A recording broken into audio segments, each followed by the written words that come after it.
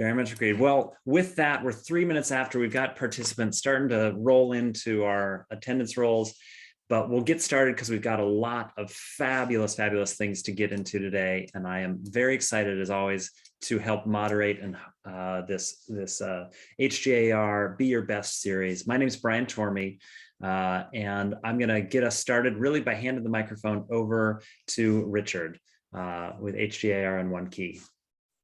Thanks, Brian. And for those of you who just joined, I apologize for the lighting. I'm actually in a hotel room up in Albany, New York. And this is the first New York State conference that we've had in person since COVID. So, things seem to be moving in the right direction. And we're still very excited, though, to be partnering with Title Invest for this webinar series B that really focuses on best practices for getting deals done in New York. As Brian said, I'm Rich Haggerty. I'm the CEO of the Hudson Gateway Association of Realtors. We're a not-for-profit trade association representing more than 13,000 real estate professionals in Manhattan, the Bronx, Westchester, Putnam, and Rockland counties, Rockland and Orange County. I'm also President and Chief Strategic Growth Officer for One Key MLS, the comprehensive multiple listing service for the New York region. One Key has more than 45,000 subscribers and serves the region from Montauk to Manhattan to Monticello. Today, we've set our sights high on the rise of penthouses and luxury properties in Manhattan. We'll take a look at the soaring demand for high-end living, fueled by a roaring stock market and low interest rates that we had in 2021. And we may even talk about whether we think that's going to continue in 2022. We certainly have seen a bit of a roller coaster so far with the stock market. And our expert panel will help share tips and help you get deals done. As always, we are so pleased to partner with Title Invest and have President Brian Tormey moderate our discussion. Title Invest is a leading New York City-based title insurance agency and member of the First American family of companies, offering a full range of services for real estate property purchase and refinance transactions. Title Invest has offices in Manhattan and Westchester and engages in transaction upstate, downstate, and nationwide. Title Invest has won the New York Law Journal's Best Title Agency Award every year since 2013. Brian, that pressure keeps on mounting and mounting the longer that streak lasts. Yep. Let's meet our panel now. We're pleased to have with us Maris Bloomstein, a licensed associate broker with the Bloomstein team at the Corcoran Group. Also joining us is Dana Schultz, the editorial director for Market Proof, a real estate intelligence and analytics company. And we're also pleased to have Steve Cohen, an associate broker of the Steve Cohen team at Douglas Elliman Real Estate. And Steve actually was my broker when we purchased our apartment. My partner and I purchased our apartment almost 18 years ago. Steve, I can't believe it's that long, but it has been that long. Maris, Dave, Steve, thank you for joining us. Pleasure. Brian, back over to you. You got it. Well, again, thank you, Richard, as well as Jeff, Kathleen, and the whole HGR team for continuing the series. I think I've heard from plenty of people around the community that it continues to be a good source of knowledge and perspective. And now that they're hosted, in addition to like being the live event, people can tap into them as a resource as well after the fact. I think they continue to be a great resource. So thanks for keeping this going. A few quick housekeeping items for everyone here. Questions are very, very welcome and encouraged. We ask you to use the Q&A function, which for most of you, depending on the device you're on, is down at the bottom of your screen. It's two little chat bubbles over each other. For some of you, it'll be at the top of your screen. And you can queue up your questions in there. I'll be reviewing and feeding them into today's conversation at the appropriate time that they fit into the flow of the dialogue. But please put your questions in there. We want this to be an interactive dialogue and engagement series. Otherwise, everyone will remain muted so that we don't pick up any additional background noise, and we'll just be focusing on our speakers and panelists. And of course, you can use the chat for commentary, hoorahs, yes, I agree with that, all that kind of stuff, etc. So with that, Richard, before we get going, one of the things that I've always been, as it's developed during our series, I look forward very much to is our update on the stats. Like, what are some of the stats and market moves that you're seeing with One Key's amazing analytics? Well, we had a deep dive when we kind of wrapped up 2021 at our last meeting in January. So I was interested to see if what we were predicting for 2022 is starting to show in the first month of this year. And it looks like we mentioned the fact that I thought the market had definitely softened in the fourth quarter. But right now it looks like we are on par with the first quarter of 2021. So we still seem to be carrying that momentum into the first quarter. What I did focus on, though, is our price increase or decrease since, just I went back 2 years to the January before COVID. So right before COVID hit, and looked at the, just focusing on single family homes, I looked at whether we had price increases, decreases, and certainly we had price increases across the board. Comparing again, basically the first quarter, January of 2020 in Westchester to this quarter of 2022, Westchester, 13% increase in the median sale price. Orange County, 36% increase. Bronx, 13%. Dutchess, Brian, where you live, 31%. Sullivan, 97%. Brooklyn, 26%. Queens, 24%. Suffolk, where we've got the Hamptons, 30%. So just incredible, incredible price growth over the last 2 years. And when you think about, as we were chatting right before we came live, what it was like when COVID hit and how quickly we have recovered really is pretty staggering to me. Yeah. So I'm really curious to see how these price, because our panel is going to be focusing on Manhattan. I'm curious to see if we see this type of price growth in Manhattan.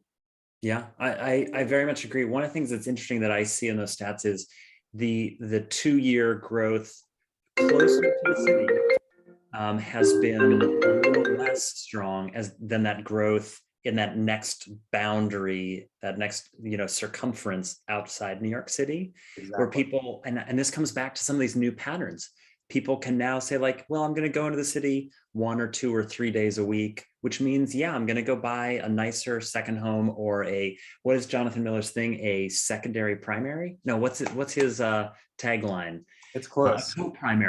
A co-primary. Credit and royalties to Jonathan Miller of Miller Samuel for the term a co-primary, where you go spend part of your time as a primary residence in that outer boundary. So, but with that, let's turn our focus all the way in and focus on literally like the center of the world, as many of us think about it and conceptualize it, the penthouse in New York City, in Manhattan.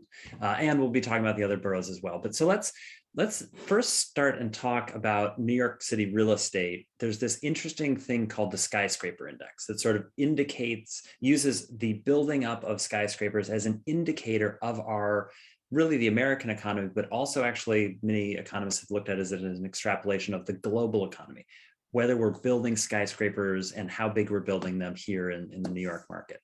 And I'm curious, like, as we look back and think about this, Dana, I'm going to turn to you first, because you had some, and I don't know the exact right term here, but sort of an architectural historian, in a prior career life, in a sense. You had some really interesting comments about, Millionaires Row, Billionaires Row, like sort of the history of this skyscraper concept. So talk to us a little bit about that. Yeah, thanks, Brian. As Brian mentioned, I actually started out my career in the preservation world. So I'm always kind of looking for ways that, what's going on currently kind of connects with history.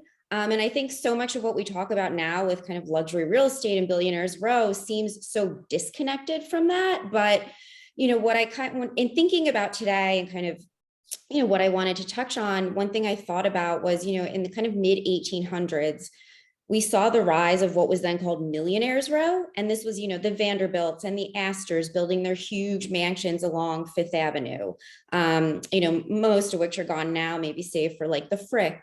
But, that was like this first example when we kind of just saw this big stretch of wealth kind of popping up. And, now kind of when we talk about Billionaires Row, I can't help but wonder if that term sort of originated from this original idea of Millionaires Row. And kind of once we got into the 20th century, we really saw the co-ops along the park as, the pinnacle of luxury living. And then for the past 50 years or so, it's kind of been that shift over to the condo market. And then I would say, I guess in the past kind of, maybe the past decade is this whole idea of like Billionaires Row and just the super tall, super luxury tower. And just, as someone who's kind of been writing about these topics for a very long time. For me, it's really kind of that 2014, 2015 time when we start hearing all about 157. And then in 2015, we have Bill Ackman's, 90 plus million purchase there, the penthouse. And for me, that was what really set this kind of all off. And then a little bit later, 2016, 2017, with Robert A.M. Stern's buildings, we kind of see this second wave of Billionaires Row. And, now, of course, the whole stretch is built up. And what's interesting, I think, as well, is for so many years, we were thinking of that idea of Billionaires Row as so concentrated to that 57th Street area. And now, especially when we kind of look at the monthly numbers and where the really high-end contracts are being signed, we just see that spread out so much. So I think now we're kind of getting to this place where, it's not consolidated to a Millionaires Row or a Billionaires Row, but these ultra luxury listings are just kind of becoming, almost a way of life. I'm gonna piggyback up on that before we jump into today. The original, Dana, you probably know this, and Dana, you're like hitting, I love this part of history, and it's so apropos because Gilded Age, Fellows show, is now on and everybody's talking about it, but that the original Millionaires Row was 23rd Street, those townhouses, right. And then an uptown, no one would be uptown then the Vanderbilts, as people moved uptown.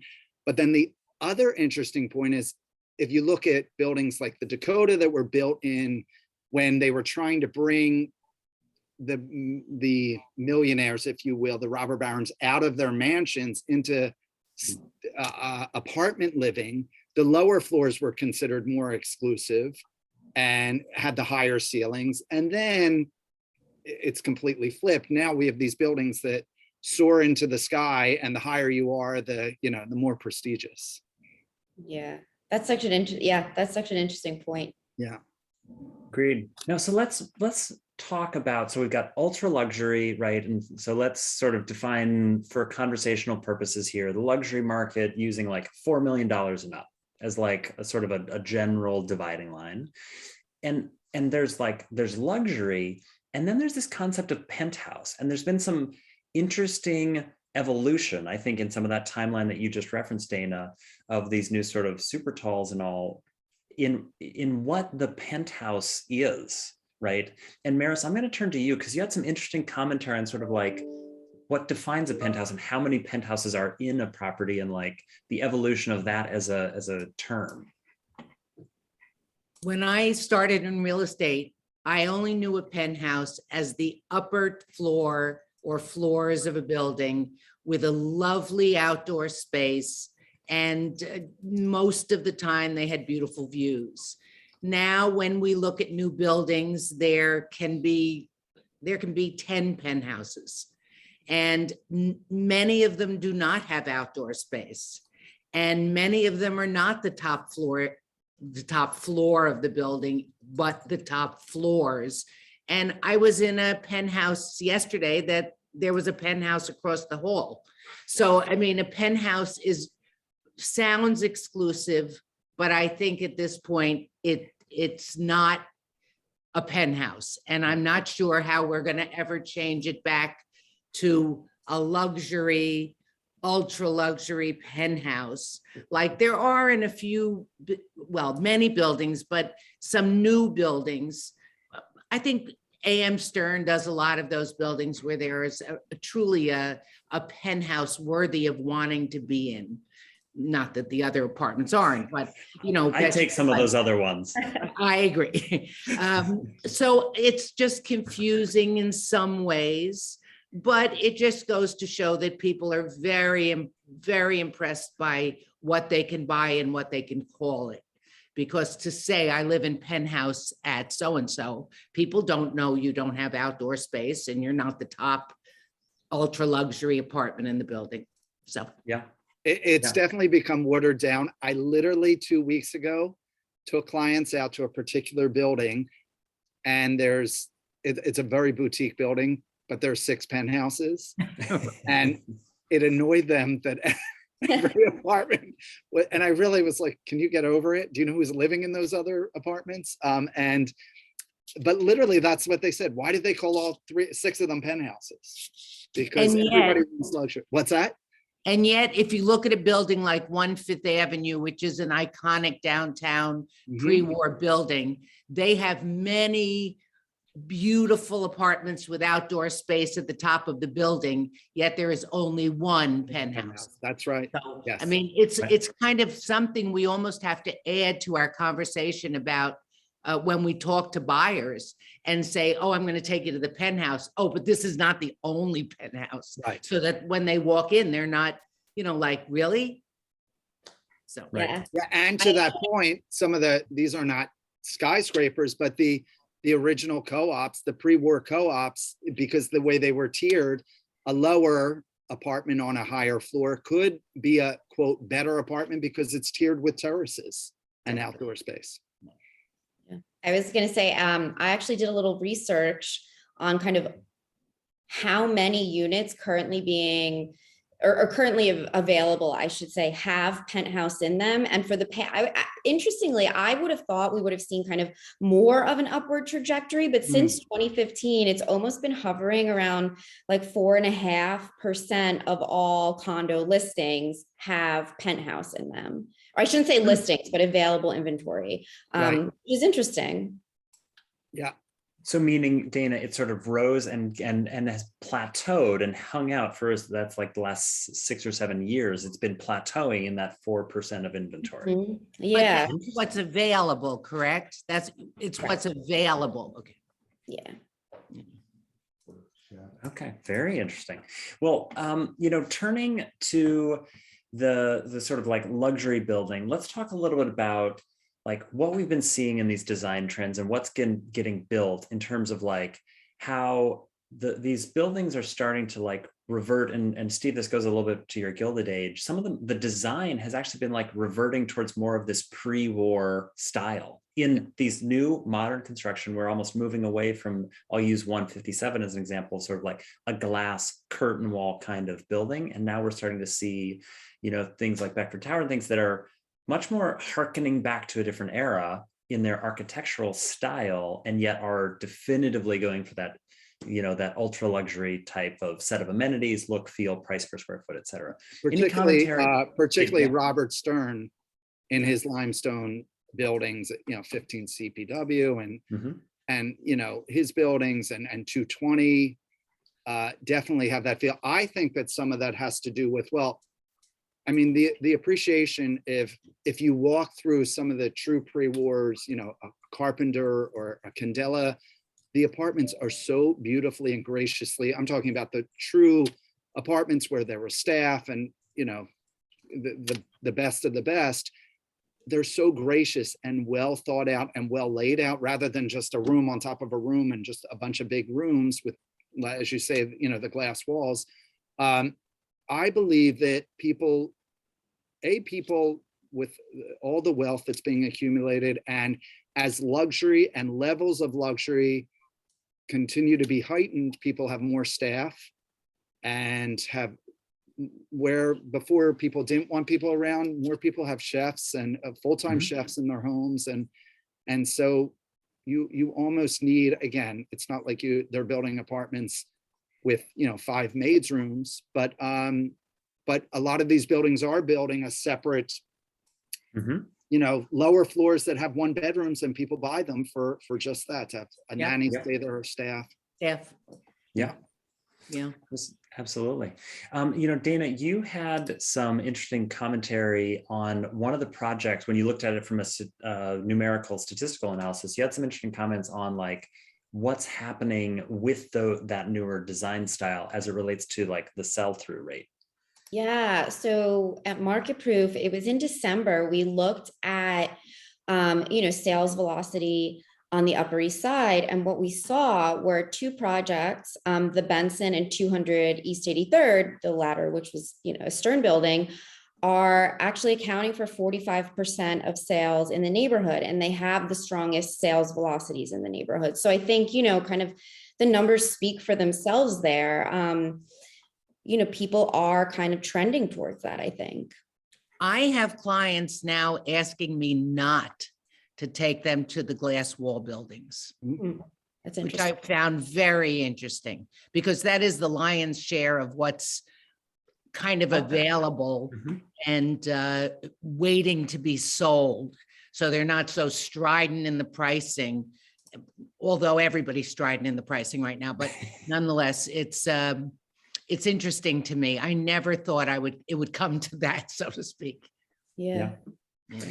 I'll tag in here that this is one where, one of the new sets, well, it's not that new as regulation here in New York City on the energy standards. I think we've all been walking around the city and we're starting to see on these buildings, this sort of grade, like we've been seeing for a decade or more on restaurants, right? And this building is a grade B-, a C+, a A-, whatever it is.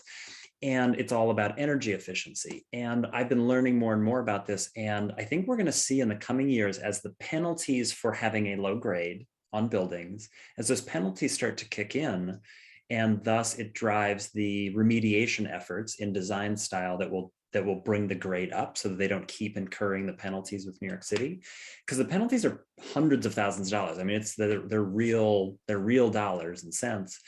And I think that that's going to be this influencing thing that is going to start to influence and impact a building's value, because there's now like a financial penalty to having a building that has a low energy efficiency, other than just, you spend a little bit more money in your maintenance on like heat, on the oil to drive the boiler for the heat or for the electricity, or like other than just a little bit of that stuff. Now there's this other friction point. And I wonder if that's if that's even like beginning to be paid attention to by developers. Like, is this trend that we're seeing, that what's new and cool and hot, this sort of more, limestone style, sort of, more of a pre-war style, is that developers getting ahead of that curve intentionally, or is it unintentionally? And I really don't know the answer to that, but I'm curious of how that's going to end up influencing our New York City market. Turning to the next question, one of the things that I'm curious, again, of all of your perspective on is, do you think that over the past decade, we've sort of seen a rise in the percentage of square feet that are over $2,000 a square foot, right? We've seen a rise in the percentage of those as the market. Where are we going in the future? Are we coming back down over a top, and the over $2,000 a square foot, over $4 million listings, are we going to come back down the other side of that a little bit, or are we plateauing and going to go back up? What does that represent in the future of New York City? Maris, go for it. If you look at at the history of pricing in New York City, wherever it starts, we end up taking a nice whatever to a peak. And then it peaks for a while, which means it just flattens out. And then it seems to go down.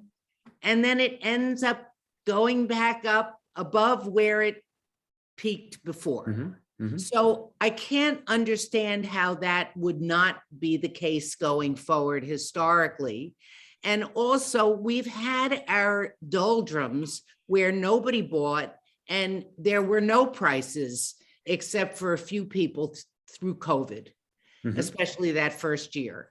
And to me, we're at a pretty comfortable place, other than in the new buildings. I just read about a new building that is going to go down by 70 Charlton, 70, what's that one? 70 Vestry, I believe. And they're going to start at 5,000 a square foot. So this is what they see as the future, because of so much industry also coming back to New York City down there, Disney and Google, and bringing a lot of people in. Where? Oh, it's a Zeckendorf building that they were talking about. So I think that prices, personally, I think prices right now, if you're priced correctly, you're getting sold. If you're priced too high, you're sitting on the market. So we have to still move toward those prices in some cases, unless it's something very unique, and people are looking for unique and honestly different, exciting spaces to me, in my experience at this point in the market. Yeah. Yeah. Steve, any comments on, are we going to see more of this, another more emulation of the Zeckendorf $5,000 square foot starting point? So to Maris's point, the market, even if it dips, if you look at the history, is always going up. It may dip but it will continue to go up. I agree that, first of all, I think pricing is always important, right pricing right. But particularly in this market, you really have to zone in on pricing right. Otherwise, it sits. Now, the demand has gone, there is high demand right now and inventory is low. So that's driving a bit, but still, it's got to be somewhere within range. Otherwise, it sits. And if it's priced right, we're seeing, Maris, I'm sure you're experiencing it's not across the board, but in Manhattan, we're seeing some bidding wars, and it's, potentially we're getting back to a seller's market. And do I think we'll get there? Yes, because the market's always going up. I agree with Maris. We're kind of at this place right now where it's popping a bit, but I think it might rest here, maybe bubble up a little bit. I don't think we're going to shoot up, but I don't have a crystal ball, so. I think there've been so many changes in the way people are spending money on luxury properties in new developments, where through all of COVID, there were nothing but concessions. I begged every one of my clients, buy now, and nobody wanted to, because nobody knew what was going to happen, including myself. And fear is a big motivator, it turns out, in real estate, like any other investment.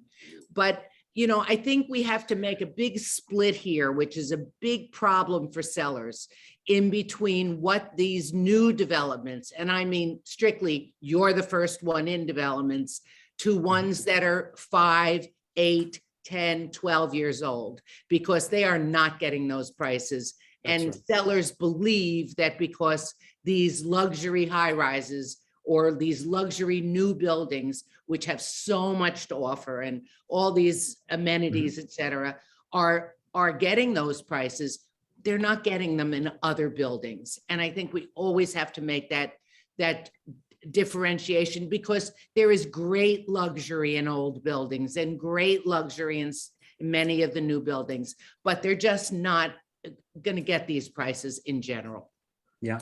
Well, you touched on something, the discounts and sort of the concessions that were happening there for a period of time. And I think, one of the very interesting things, and Dana, Market Proof has sort of been the unlocker, the peeler back of the vision on this concept of shadow inventory, right? You've had some Wall Street Journal articles and other things helping highlight that you've built some technology that is giving you a perspective to all this shadow inventory.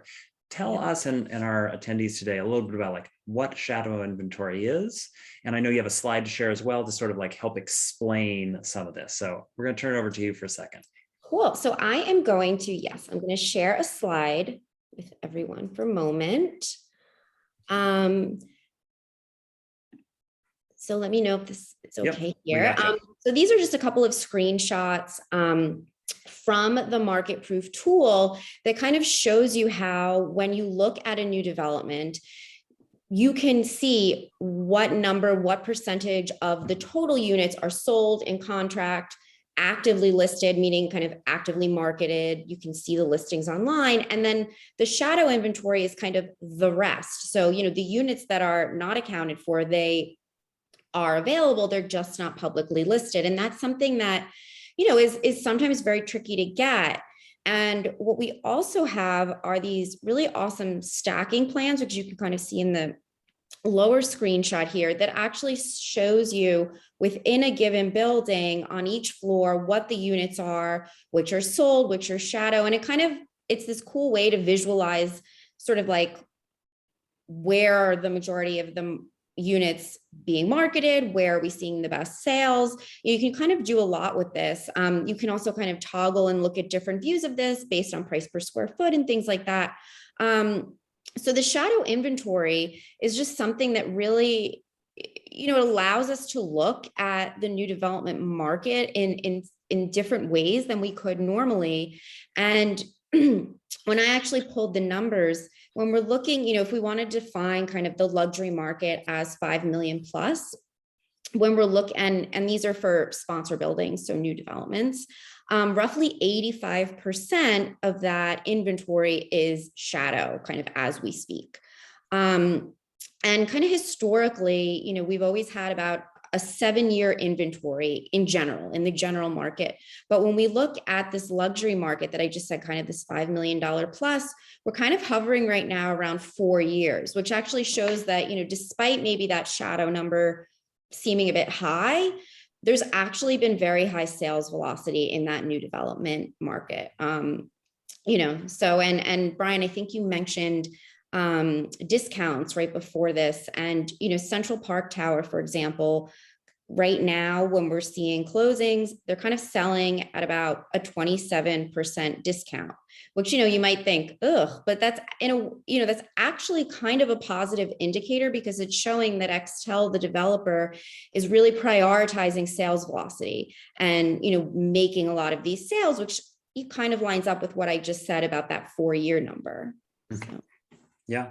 And Maris, you had some interesting comments, and I think Dana's slide just almost proved the point that the percentage of, the developers are thinking about what they're keeping in the shadow a little differently and stuff. Can you chime in on sort of like what you're seeing in the trend of like how much developers are holding stuff back versus saying, oh no, okay, a couple of years ago I might have held this much back, but now I'm going to put a little bit more into the market?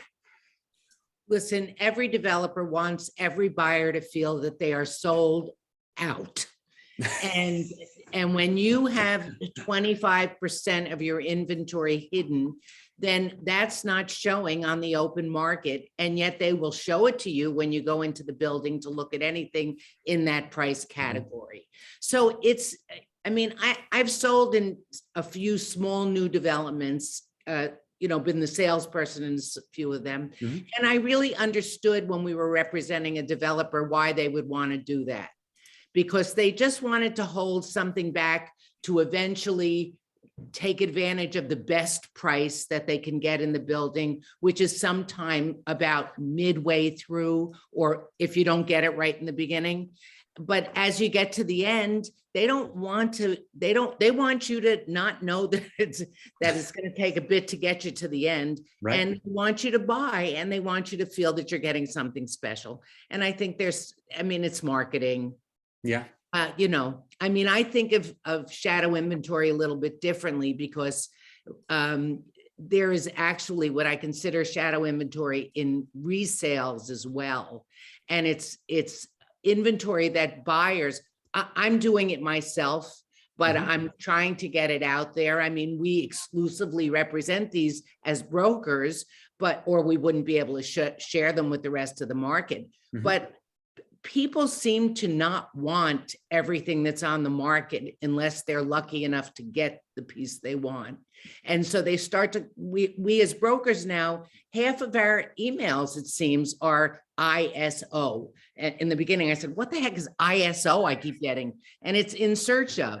So right. Buyers are asking us, can't you find me something that's not on the market? So my experience also having done that is that when we do put these places on the market, they tend to sell. Mm-hmm. Where when they're off the market, people feel, oh, I'm buying against myself. And, so what they want. And then when they can have it, sometimes they don't want it. Yeah. So that's my experience with that. But I really appreciate what you showed us with the amount of inventory that is actually held back. I didn't realize that myself. I think that's a great point. We spend more time now, they used to talk about pocket listings and how exclusive it was. And then we went through a period where it was very rare, I felt, pocket listings. And I'm showing a very downtown, a large penthouse that's not on the market. What's that? And I called a few brokers, and actually we were talking about something, this particular broker, we were talking about something completely different, and I just happened to mention it, and I'm going to preview it tomorrow. But I said to him, why don't you just put it on the market? And he said, well, the the owner doesn't want to, and he feels at this level, it's more exclusive. But I have to tell you, to Maris's point, if that same property was on the market, I feel, again, if you put the right, there are those, and we've all done them, where you put this right combination together and it works for everyone and everything aligns, it's pretty amazing. Mhm. However, if it's out there to the most people possible and it's really that great of a product, people won't not buy it because, oh, I want to be exclusive. They'll jump all over it. They'll be Yeah. on it. Yeah. This is a personal anecdote, but there, the reason I moved up, and sold my Brooklyn place and moved up to the country and then bought a Upper West Side place to sort of use a pied a terre was an The agent. Upper West Side's the country for you from downtown? No, Garrison's the country. The Upper West. Yeah, the Upper West Side is a little the country. No, was an agent sent me a letter and said, I've done a full scan with my client of all these things, and this is the unit. Like, you are one of 3 units in the building. My client wants to be in this building, he wants to be in, in this neighborhood, this building, and you are one of 3 units. Are you interested? I had no intention or plan to sell, right? And here I am having, and it's a whole longer story, but it was that interesting thing where it's the ISO, as you said, Maris, where like his client had very specific wants and needs and could not find anything on the market. I'd been waiting and watching and waiting and watching, nothing had come on. And so then they actually went and said, well, I found it through doing a whole bunch of research and found you're one of the things, you're not on the market, no intention, and then offered a good enough number. Is like, okay.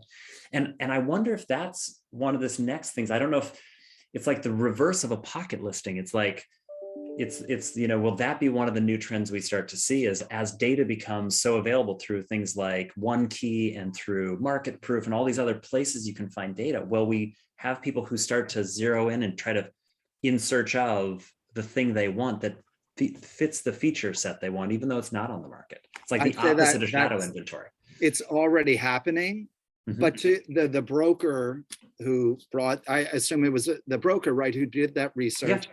I mean, clearly, really, truly did it and did a good job and narrowed it very specifically, rather than we all get blanket emails, Right. or letters to our homes that say, oh, they're in search of your whole building. So, Right. you want to sell Right. home. Right. And half the time they really don't have a buyer. But I think that's already happening, and it takes work. I'm doing it with 2 buyers right now. It takes energy and Much work. harder. Yeah.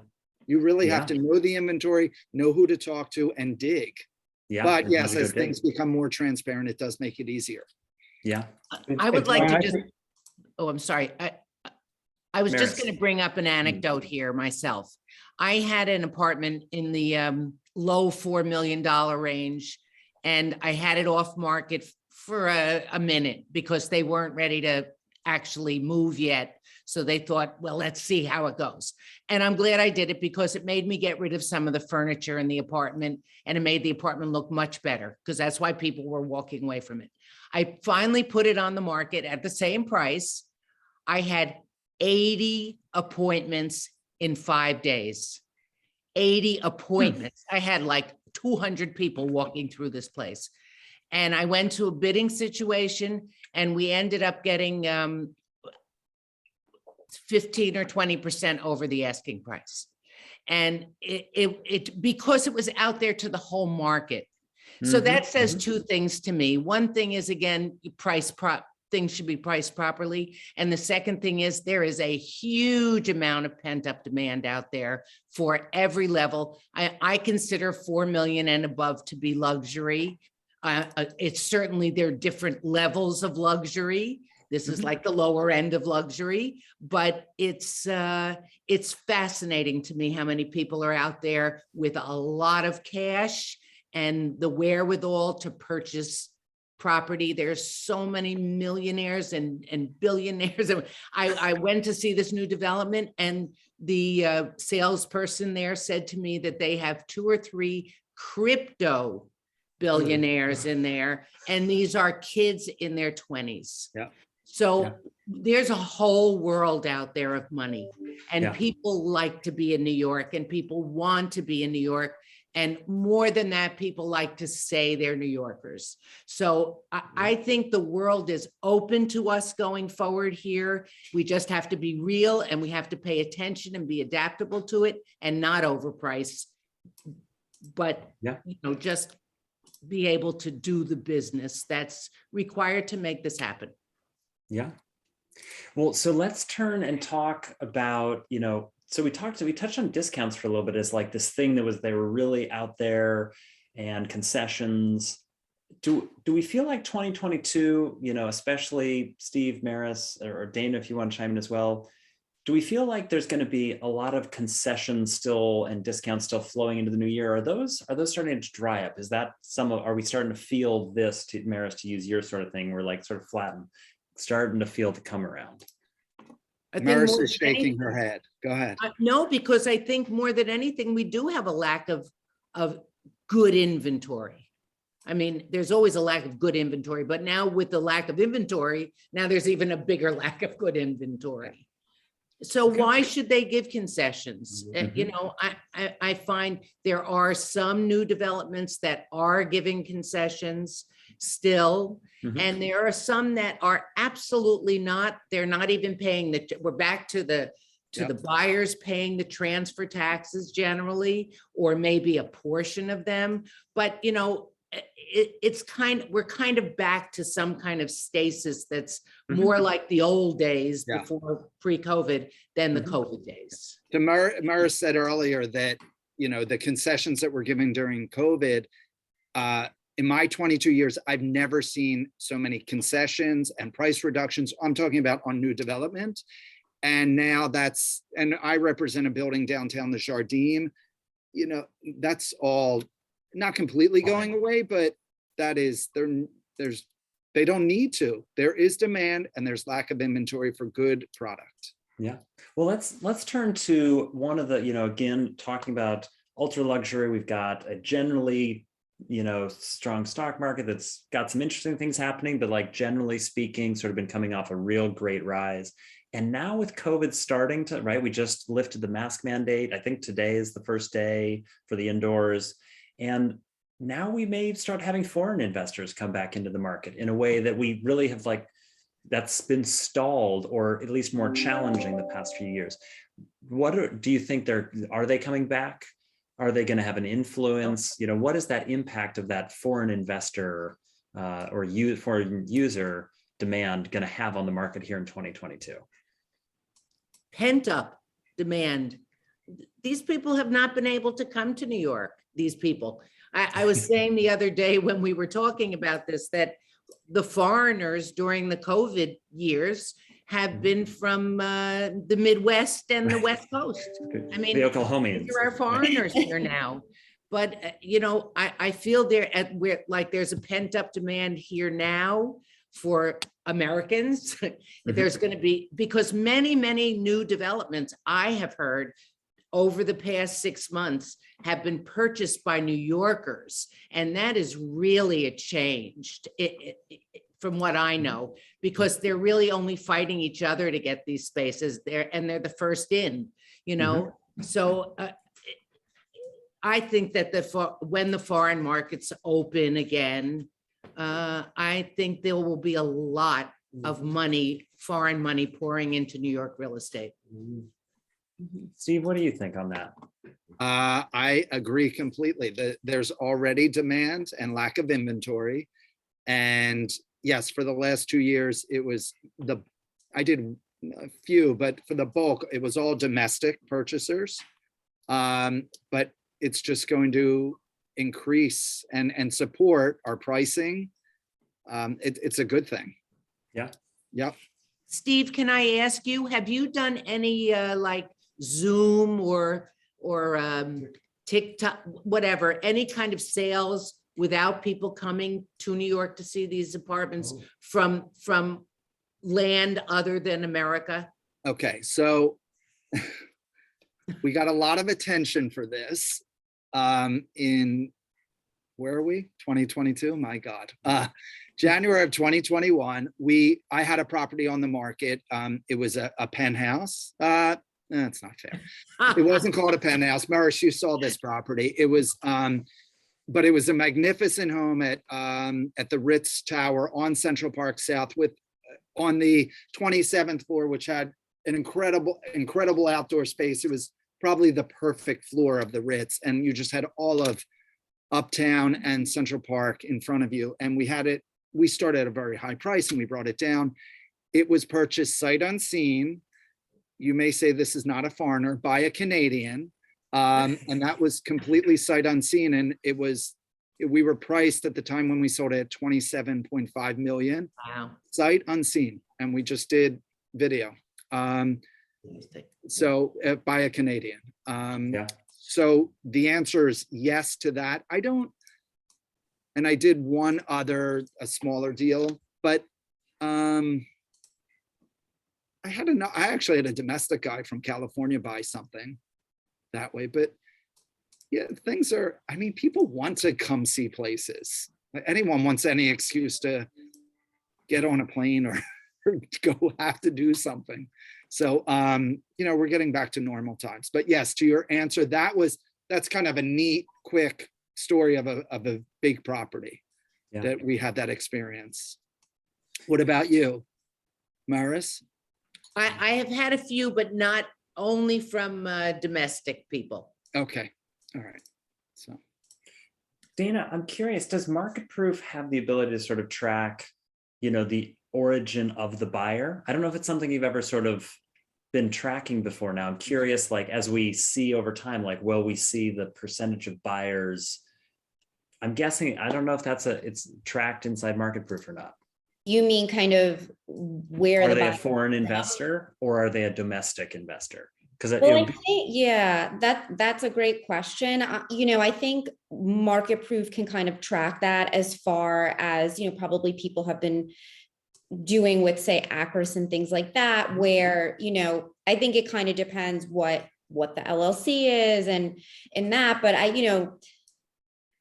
think those stories have been done over the years where there's, ways to kind of extrapolate that. So, and as far as that, but not in kind of percentage of buyers. Right. Yeah. Okay. You've got so much data, and I was just curious if that was one of the data points you had. Yeah. Well, I Brian, want can I come back to what you had asked a little bit earlier? Sure. Get Maris's and Stephen's take. As much as there's a lot of new construction luxury property, there's still a lot of luxury pre-war, as Maris said. And I live in a pre-war building. And I don't think the city or the state can afford to just take the approach of financially penalizing these buildings. There's just too much housing stock. And I think there's got to be a creative discussion about how the state and the city can actually help some of these older buildings make that transition. So instead of it's just penalty, it's got to be a collaborative effort. We had a speaker at our meetings in Albany 2 days ago who talked about how ambitious the goals are and how we know we've got to get there, but we have to have a better plan than just penalizing everybody. And that goes for across the state. So I hope there's a discussion that starts to happen with the current mayor and with the current governor, who I think actually are a little bit more realistic about some of these goals, to how we can collectively move forward. Because simply by penalizing pre-war buildings so they eventually just lose all their value isn't going to help anybody. It's not going to help the tax base for New York City. It's got to be a collaborative effort. So I'm curious, Maris and Steve, if you would agree that we can't afford to allow those buildings to devalue. Personally, I'm really disturbed by the way the city is taxing people on real estate and this indiscriminate way of using real estate sales as a way to get money into the city, that they've raised percentages of taxes at closings pretty dramatically. I mean, mansion taxes has grown exponentially, actually.